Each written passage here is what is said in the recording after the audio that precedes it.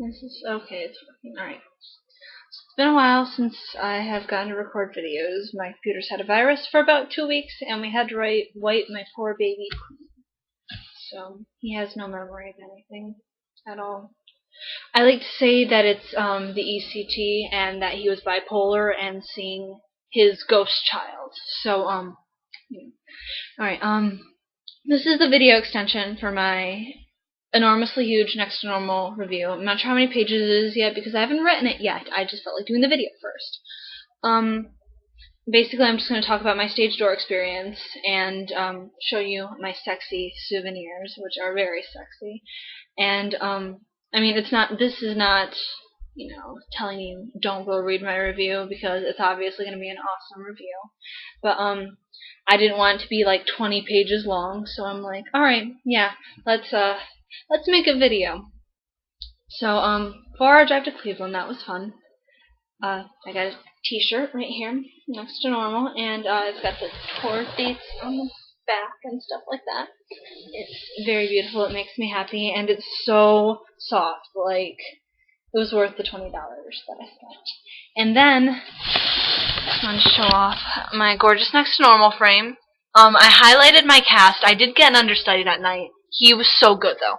My tickets are up there, so is my playbill with everyone that came to the stage door signing it. I got Henry, Gabe, Natalie, and Dan to sign it.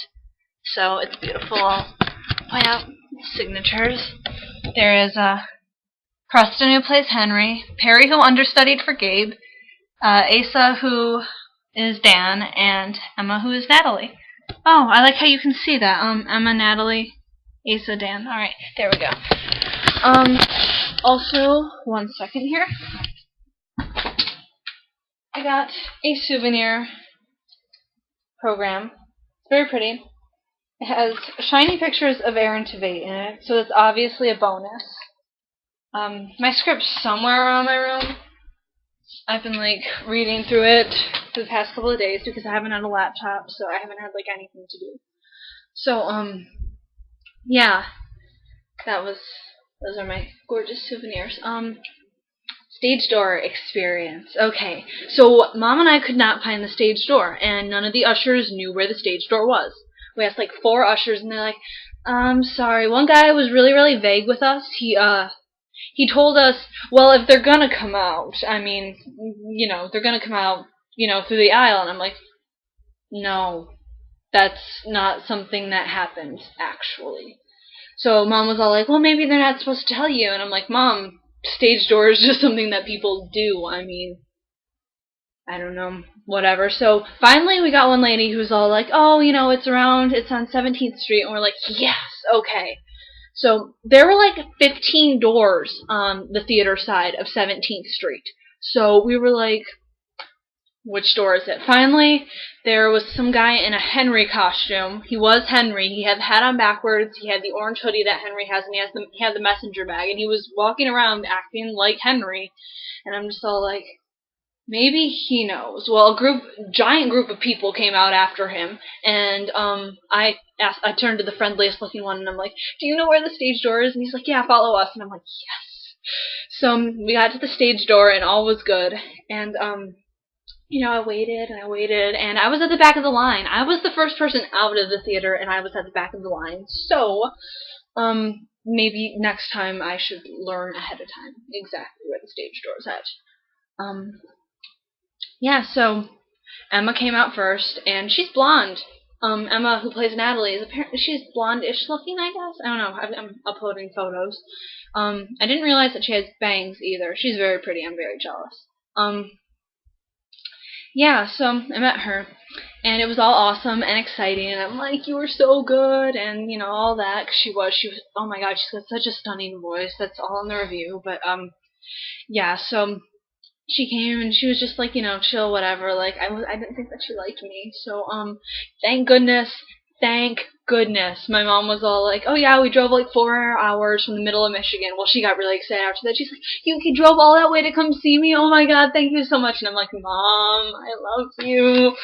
So, I got her to sign my playbill. And, yeah, it was really exciting. Then, oh god, who was it? Dan. Dan was next. I could be saying his name completely wrong, so I'm just gonna call him Dan instead of Asa Summers. Alright, well, he came out, and I didn't even realize it was him at first. I thought it was just some guy, and I'm like, oh my god, it's Dan! So I got really excited, and, I got my picture with him. And, while Mom was taking the picture, he was all like, you two look a lot alike. Are you guys sisters? And, at first I'm like, no, she's my mom. I didn't get it. I didn't realize that he was trying to be flattering. And, like, no, she's my, and I'm like, oh, I understand what you're doing. That was funny. So, I was a dork there. And basically he just told us more about how he looked exactly alike. And I told him how awesome he was, because he was really awesome. Like another one of those people with amazing voices. Then Preston, who was Henry, was out there, and he is so cute. And, he even just had a super adorable demeanor. Like, he was super, super, super nice. Honestly, like, yeah, he was really, really cool. And, got a picture with him, and I told him how awesome he was, because he was awesome. And, yeah, Emma was waiting for him afterwards. That made me happy. I'm like, oh, they're buddies. That's so cool. Natalie and Henry. Then Perry came out, and God, I was... okay, so Perry understudied for Gabe, right? And he was an ensemble member in Spring Awakening, to those of you that don't know, and I'm obviously in love with Spring Awakening. I went and saw him in Spring Awakening, met him twice, and I love Extended Run, which is what he wrote and directed with the tour cast of Spring Awakening. I think it's the funniest thing in the world, and I think Perry Sherman is so obscenely talented. Like, he needs to understudy or like replace someone, or just he needs to be in My Life the Musical. Like, it's absolutely essential. So he comes out, and I'm preparing why I'm going to say to him, because alright, so I wasn't sure about how I would feel about Kurt Hansen playing Gabe. He's so cute, and I'm sure that he's super talented, but I'm